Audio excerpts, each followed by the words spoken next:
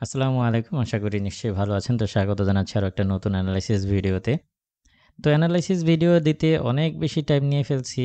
আর আপনারা জেনে অবাক হবেন যে এটা আমার ২য় নাম্বার রেকর্ডিং। অর্থাৎ এর আগে আরেকবার রেকর্ড করে সবকিছু ডিলিট করতে হয়েছে। কারণ এই যে ১০ মিনিট পর একেকটা নিউজ আসতেছে, মানে এর আগে সকাল দিকটায় মার্কেট আপনারা লক্ষ্য করবেন যে খুব ভালোভাবে শুরু করেছিল, বুলিশ মুভমেন্ট দিচ্ছিল। তো তখন প্ল্যানিংটা একভাবে করে সম্পূর্ণ অ্যানালাইসিস রেডি করেছি। কিছুক্ষণ পরেই হচ্ছে ডোনাল্ড ট্রাম্পের শুল্ক নীতি নিয়ে কিছু নিউজ আসছে, যা আমি টেলিগ্রাম চ্যানেলে শেয়ার করেছি। তারপর থেকেই সম্পূর্ণ প্রেক্ষাপট উল্টে গেছে।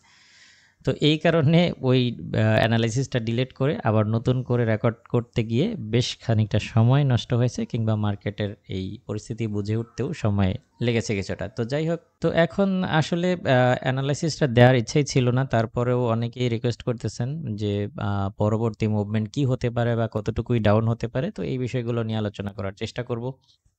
তো মোটামুটি আজকে যদি আমরা ইকোনমিক ক্যালেন্ডার দেখি, তাহলে দেখতে পাচ্ছি যে তেমন কোনো গুরুত্বপূর্ণ ডেটা নাই। সন্ধ্যার দিকে এখানে একটা নিউজ আমরা দেখতে পাচ্ছি। এই নিউজটা বাদে আর তেমন কোনো ডেটা আমরা দেখতে পাচ্ছি। তবে যদিও এই নিউজটা অনেক বেশি গুরুত্বপূর্ণ, এই নিউজের প্রভাবে মার্কেটে বেশ ভালো একটা মুভমেন্ট তৈরি করতে পারে সন্ধ্যার দিকে।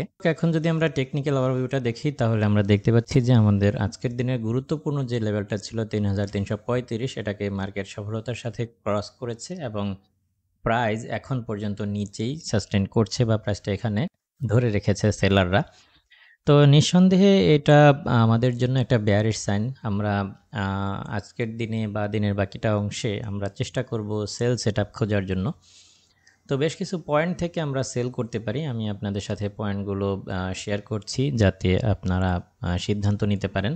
তো প্রাথমিক লক্ষ্যমাত্রা যেহেতু আমাদের লাস্ট জোন যেটা ছিল ৩৩১৪, এটাকেও ক্রস করেছে। সো আমরা আশা করছি যে গোল্ড সম্ভবত আজকের দিনের এই লেভেলটা, অর্থাৎ ৩২৫০-৬০ যে প্রাইসটা রয়েছে, এটাকে পুনরায় টেস্ট করবে। ঠিক এইভাবে টেস্ট করবে। এটা যদি ক্রস করতে ব্যর্থ হয়, তাহলে আবারও কিছুটা বুলিশ মুভমেন্ট দিয়ে ৩৩৩০-এর আশেপাশে উঠে যেতে পারে, কিংবা এই দিকটায় ৩৩১৬-র আশেপাশে পুনরায় টেস্ট করতে পারে। তবে আশা করছি যে আজকের দিনে ধীরে ধীরে ৩২৬০-এর আশেপাশে প্রাইসটাকে পুনরায় টেস্ট করতে পারে। তো সেই লক্ষ্যমাত্রা নিয়ে আমরা হচ্ছে প্ল্যানিং করব। তো আপনারা বেশ কিছু পয়েন্ট থেকে সিদ্ধান্ত নিতে পারেন। এটা হচ্ছে এটা, যদি আজকের দিনে পুনরায় প্রাইসটাকে এখানে পেয়ে যান, এখান থেকে সেল নিতে পারেন। এটা যদি ড্র ডাউন করে আরও একটা সেল এখানে নিতে পারেন। সব কটার স্টপ লস এখানে দিতে পারেন।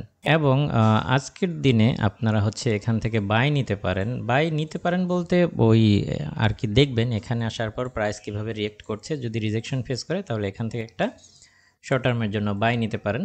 সেটা হচ্ছে ৩২৬০-এর আশেপাশে যদি প্রাইসটাকে পেয়ে যান, তাহলে। আর এটা যদি ক্রস করে ফেলে ৩২৬০, তাহলে প্রাইস অনেক বেশি ডাউন হবে। তবে অ্যাভারেজে ডাউন সাইডে মুভ করবে বলেই প্রত্যাশা করছি, কারণ আমেরিকা এবং চীনের ভেতরে বাণিজ্য নীতি বা শুল্ক নীতি নিয়ে বেশ কিছু পজিটিভ নিউজ আসছে, যেটা মার্কেটকে ডাউন করে দিয়েছে। তো আশা করি বুঝতে পেরেছেন। এই সেটআপ অনুযায়ী আপনারা আপনাদের ট্রেডগুলো খুব সুন্দরভাবে ম্যানেজ করবেন দিনের বাকিটা সময়।